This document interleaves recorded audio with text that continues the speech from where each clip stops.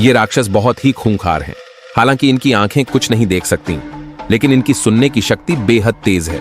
अगर कोई भी जीवित इंसान जरा सी भी आवाज करता है तो ये राक्षस झुंड में आकर उसे पूरी तरह नोच नोच कर खा जाते हैं। ये फिल्म भी जन्म लिया मतलब मौत पक्की वाले कॉन्सेप्ट को अपनाती है। डरावनापन अ क्वाइट प्लेस से कम नहीं है। अगर आपको ऐसी फिल्में पसंद हैं तो इसे जरूर देखें। सूनी मेट्रो स्टेशन की दीवारों पर अब भी ताजा खून के धब्बे लगे हैं, लेकिन अजीब बात यह है कि कोच में बैठे सारे यात्री चुपचाप बैठे हैं। तभी एक नवजात बच्चा रो पड़ता है। एक हट्टा कट्टा आदमी उसे उठाकर बाहर फेंकने की तैयारी करता है, लेकिन मां अपने बच्चे से बिछड़ने को तैयार नहीं होती।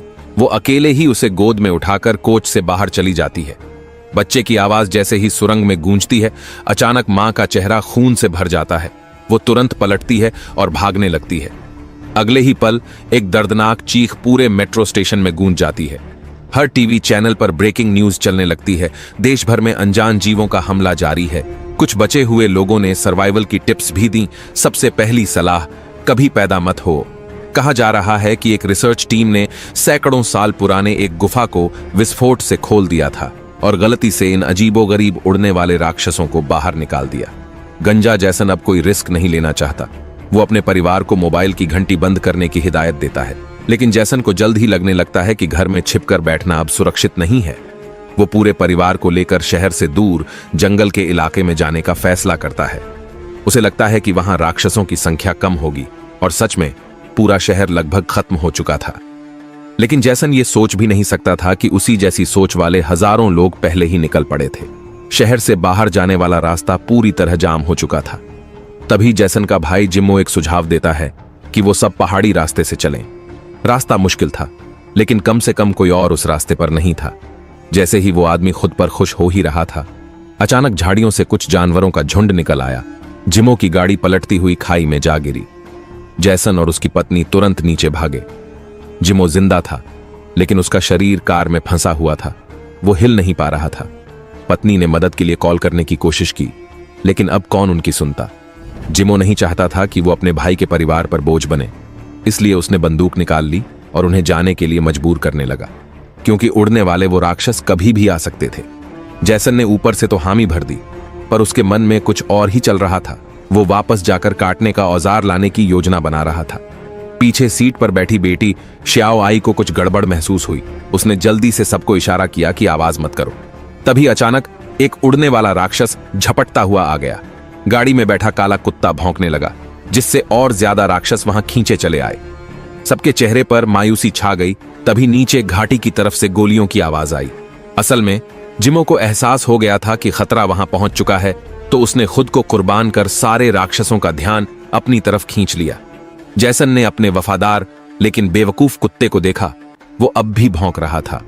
बेबस होकर उसने गाड़ी का दरवाजा खोला और उसे बाहर निकाल दिया। अब उसकी किस्मत उस पर थी। कुछ देर बाद बाहर सब शांत हो गया। जैसन अब भी सतर्क था और सबको चुप रहने को कहकर खुद बाहर हालात देखने निकल पड़ा। लेकिन तभी गाड़ी में बैठी दादी को जोर से खांसी आ गई और तुरंत एक उड़ने वाला राक्षस वहां आ पहुंचा। जैसन वहीं खड़ा था चुपचाप।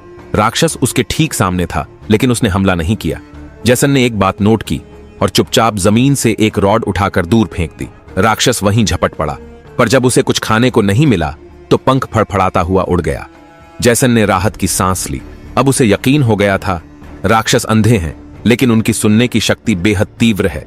शायद गुफाओं में रहने की वजह से ऐसा हुआ है। यह सुनकर सभी के चेहरे पर उम्मीद जगी, क्योंकि उनकी बेटी श्याओ आई एक हादसे में अपनी सुनने की क्षमता खो चुकी थी। यह परिवार पहले से ही इशारों की भाषा सीख चुका था और शांत जीवन जीने का आदी भी बन चुका था। जैसन ने सबको सावधानी बरतने को कहा, फिर दोबारा नीचे जाकर भाई की हालत देखने लगा, पर देखा कि राक्षस उसके शरीर को बुरी तरह चबा चुके थे। चेहरा तक पहचान में नहीं आ रहा था। फिर उसने बिना कुछ कहे गाड़ी को आग लगा दी। शायद यही उसका भाई के लिए अंतिम विदाई थी। आग और धमाके की आवाज जंगल भर के राक्षसों को खींच लाई। फिर एक जोरदार धमाके के साथ सारे राक्षस जलकर राख हो गए। लेकिन गाड़ी के इंजन की तेज आवाज के कारण जैसन और उसका परिवार अब पैदल चलने को मजबूर था। रात होते होते वो आखिरकार जंगल पार करके एक फार्म हाउस तक पहुंच गए। जैसन ने धीरे से बाड़ा खोला, लेकिन उसे ऊपर लटकी घंटी नहीं दिखी। उसकी आवाज से न केवल राक्षस जागे, बल्कि फार्म का मालिक भी शॉटगन लेकर बाहर निकल आया। उसे राक्षसों के बारे में कुछ नहीं पता था। वो गुस्से से चिल्लाते हुए जैसन को वहां से भागने को कहने लगा, लेकिन अगले ही पल राक्षसों ने उसे घेर लिया और देखते ही देखते वो जमीन पर गिर पड़ा, बिल्कुल शांत। जैसन और उसका परिवार चुपचाप आंखें बंद कर खड़े रहे। काफी देर बाद जब राक्षस उड़ गए तो उन्हें पास ही एक ड्रेनेज पाइप नजर आया। जैसन सबसे पहले उसमें घुस गया और पाइप का दूसरा सिरा सीधे फार्म के अंदर खुलता था। फिर उसने सबको बुला लिया। पत्नी ने छोटे बेटे को सबसे आगे चलने को कहा और खुद सबसे पीछे रहने लगी। पर अभी कुछ ही कदम चले थे, छोटे बेटे ने गलती से एक झंझनाती रैटलस्नेक को डरा दिया। उसकी आवाज सुनकर एक राक्षस झपटता हुआ आया और एक झटके में उस सांप को चीर फाड़ दिया। लेकिन पीछे चल रही पत्नी भी राक्षस के हमले का शिकार बन गई। अब पूरी फैमिली के मौत के साए में गिरने की नौबत थी। जैसन ने तुरंत पास खड़ी हड्डी पिसाई मशीन चला दी। उसकी तेज आवाज ने सारे राक्षसों को वहां खींच लाया और एक एक करके सब मशीन में घुसते गए और मांस के ढेर में बदलते चले गए। आखिरकार जैसन का परिवार बच गया। सिर्फ उसकी पत्नी के पैर में काटने का घाव रह गया था। श्याओ आई तुरंत दौड़कर अल्कोहल लाई और जख्म की सफाई करने लगी, मगर अफसोस, पूरी रात बीतने के बाद भी उस घाव में कोई सुधार नहीं हुआ। अब पत्नी में संक्रमण के लक्षण दिखने लगे थे। उन्हें हर हाल में एंटीबायोटिक ढूंढनी थी। मजबूरी में जैसन ने बेटी को साथ लिया और फार्म हाउस से बाहर निकलने का फैसला किया। जैसे ही वो रास्ते पर पहुंचे, बिजली के खंभों पर भयानक उड़ने वाले राक्षस गुच्छों में बैठे थे। जैसन और उसकी बेटी बेहद संभल कर आगे बढ़ते रहे। कुछ ही देर में वो पास के एक छोटे कस्बे में पहुंच गए। पूरा शहर खामोश था, सिर्फ खून के धब्बे थे, कोई इंसान नजर नहीं आ रहा था। यह इलाका शायद पहले ही बर्बाद हो चुका था। कई गलियों से घूमते हुए आखिरकार उन्हें एक फार्मेसी मिल गई, पर वो यह नहीं देख पाए कि थोड़ी ही दूरी पर एक आदमी उन्हें चुपचाप घूर रहा था। दुकान के अंदर तेज सड़ांध फैली हुई थी। कई अधजली लाशें फर्श पर बिखरी थीं। जैसन ज्यादा देर नहीं रुका, जल्दी से एंटीबायोटिक उठाई और निकलने ही वाला था कि तभी श्याओ आई की नजर पड़ी फर्श पर पड़ी एक लाश पर, जो थोड़ी हिलती हुई सी लग रही थी। जिज्ञासावश उसने उस पर पड़ी चादर हटाई तो देखा ये कोई आम लाश नहीं थी, बल्कि राक्षसों का ब्रीडिंग नेस्ट था और उनमें से एक अब अंडे से बाहर निकलने ही वाला था। श्याओ आई डर के मारे जोर से चिल्ला पड़ी और तभी अंधेरे में से भारी तादाद में राक्षस बाहर निकल आए। अब दोनों बाप बेटी एकदम शांत खड़े रहे, सांस तक नहीं ली। पर यह कोई समाधान नहीं था। श्याओ आई ने फौरन एक तरकीब सोची। फर्श पर पड़ा एक मोपा उठाया और फिर जैसन ने उसे आग लगा दी। तेज धुएं ने फौरन दुकान की फायर अलार्म ट्रिगर कर दी।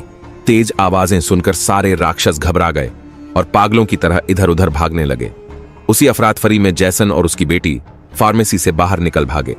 लेकिन जैसे ही वो वापस गली में लौटे, वो अजनबी आदमी जो उन्हें पहले देख रहा था अब सामने आकर खड़ा हो गया। वो एक पादरी जैसा लग रहा था। उसने एक डायरी निकाली जिसमें लिखा था, धार्मिक पंथ में आपका स्वागत है। जैसन कुछ समझ ही नहीं पाया। वो इस अजीब आदमी से कोई वास्ता नहीं रखना चाहता था। तभी पादरी ने अपना मुंह खोला और उसकी आधी कटी हुई जीभ दिखाई दी। जैसन का दिल दहल उठा। वो तुरंत बेटी को लेकर फार्म की ओर भाग पड़ा। घर पहुंचते ही उन्होंने दवा पत्नी को दी, जिससे उसकी चोट धीरे धीरे ठीक होने लगी। उसी वक्त श्याओ आई को रेडियो से एक बड़ी खुशखबरी भी मिली। उड़ने वाले राक्षसों को ठंड से नफरत थी और इसलिए आर्कटिक सर्कल के लोग पूरी तरह सुरक्षित थे। जैसन को अब साफ समझ आ गया, अगर जान बचानी है तो उन्हें उत्तर दिशा की ओर जाना होगा। मगर उससे पहले ही वो पादरी वापस लौट आया। इस बार अपने कुछ अनुयायियों के साथ वो फिर वही पुराना न्योता लेकर आया था, जैसन और उसके परिवार को धार्मिक पंथ में शामिल करने का। जैसन ने इस बार बिना कोई लाग लपेट के साफ मना कर दिया, मगर पादरी ने अब एक और शर्त रखी। बोला, कम से कम श्याओ आई को हमारे साथ भेज दो, क्योंकि वो बच्चा जन सकती है। जैसन का खून खौल उठा। वो घर के अंदर भागा और शिकार वाली बंदूक उठा लाया। पादरी हंस पड़ा। गोली चलाकर क्या करोगे? आवाज सुनकर सारे राक्षस यहीं आ जाएंगे, तब तुम भी मारे जाओगे। मगर जैसन बिल्कुल भी नहीं डरा। उसकी आंखों में साफ दिख रहा था, या तो सब मरेंगे या कोई नहीं। पादरी ने हालात भांप लिए और बिना कुछ बोले अपने लोगों के साथ वापस लौट गया। रात ढल चुकी थी, हर तरफ सन्नाटा था। जैसन की नींद अचानक तेज गरज की आवाज से टूटी। उसे बेचैनी होने लगी, मानो कुछ बहुत बुरा होने वाला हो। उसने तुरंत अपने परिवार को जगाया और दरवाजा खोलकर बाहर झांका। वहां एक छोटी लड़की अकेली खड़ी थी। कुछ पल सोचने के बाद उन्होंने उसे अंदर बुला लिया। धुंधली रोशनी में जैसे ही उसका चेहरा देखा, सबकी रूह कांप उठी। उसकी जबान आधी कटी हुई थी, यानी वो भी धार्मिक पंथ की सदस्य थी। फिर जब उन्होंने उसका कोट हटाया तो देखा उसके शरीर पर मोबाइल फोन टेप से चिपकाए गए थे। उसी वक्त श्याओ आई की भी नींद खुली। उसे कुछ हलचल महसूस हुई तो उसने खिड़की का पर्दा हटाया और देखा कांच पर एक मोबाइल फोन चिपका हुआ था।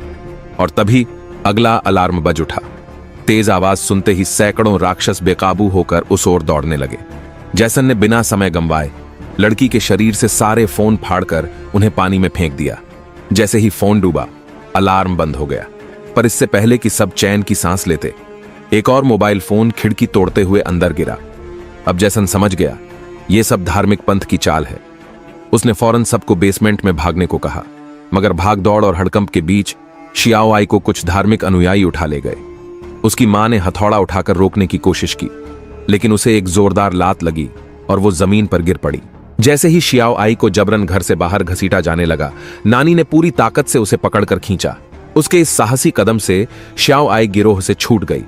पर जब नानी ने देखा कि वे लोग फिर से पीछा कर रहे हैं तो उसने जोर से चीख मारी और अचानक भारी तादाद में उड़ते राक्षस वहां टूट पड़े। कुछ ही सेकंड में नानी और तीनों पंथी सदस्य उनके शिकार बन गए। शियाओ आई शोक में डूबी ही थी कि छुपा हुआ पादरी फिर से सामने आ गया और उसे दोबारा पकड़ लिया। जैसन गुस्से से कांप रहा था, पर मौके की नाजुकता को समझते हुए कोई जल्दबाजी नहीं की।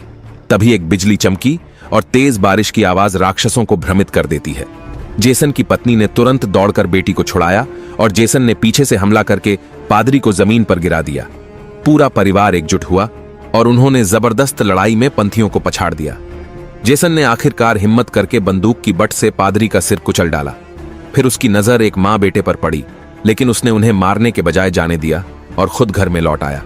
बारिश के बाद जेसन का परिवार फिर से अपनी उत्तर दिशा की यात्रा पर निकल पड़ा। पहाड़ नदियां पार करते हुए वे आर्कटिक के पास एक शरण स्थल तक पहुंच गए। लेकिन उन्हें क्या पता था, अब राक्षस धीरे धीरे ठंड में ढलने लगे थे। अब लड़ाई इस बात की थी कि इस बदले हुए दुनिया के साथ पहले कौन तालमेल बिठाता है, इंसान या राक्षस। इस फिल्म में अ क्वाइट प्लेस जितनी हॉरर ड्रामा गहराई तो नहीं थी, लेकिन अच्छी बात यह रही कि मुख्य किरदारों ने बेवकूफी नहीं की और हर मोड़ पर समझदारी से काम लिया। इसलिए यह फिल्म अपनी तरह की 90% फिल्मों से बेहतर मानी जा सकती है। अगर आप इससे असहमत हैं तो कमेंट में जरूर बताइए। अगली कहानी में मिलते हैं। अलविदा।